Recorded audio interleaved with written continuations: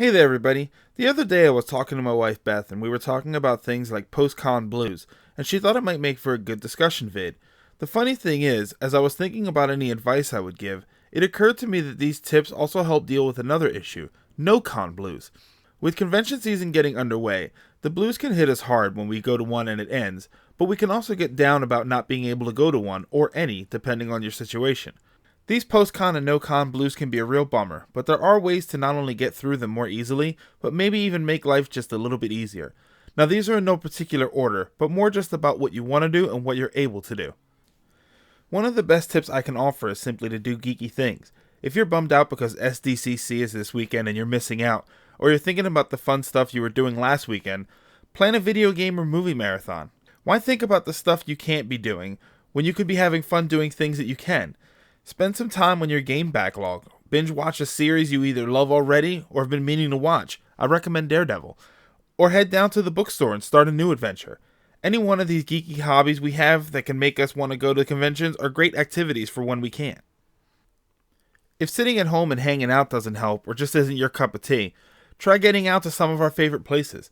Hanging out at comic and gaming shops, malls or the movies, or just areas like parks can help lift your mood. It doesn't even have to be anything nerdy. I personally like to people watch, so I like going to a public place like a park, putting on my headphones and just kicking back. As for stores and places like that, just being there always makes me feel more connected to my fellow geeks. Be careful though. While shopping can also help cheer you up, try not to spend too much. It can get away from you. Just remember, money doesn't buy true happiness, but don't knock the kind of happiness that buying something does bring.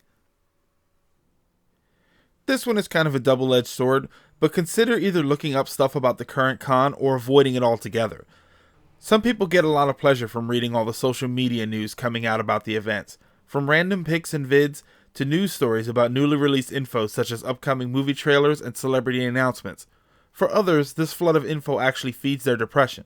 Think about how all this online coverage affects you and adjust your behavior accordingly. If you're already blue about missing it, don't make it worse. Another fantastic tip is to plan for a future con. Having the blues about not going or about it being over is your brain saying you want more, so plan on getting it. Look up schedules for upcoming conventions and start working out how much it'll cost to go.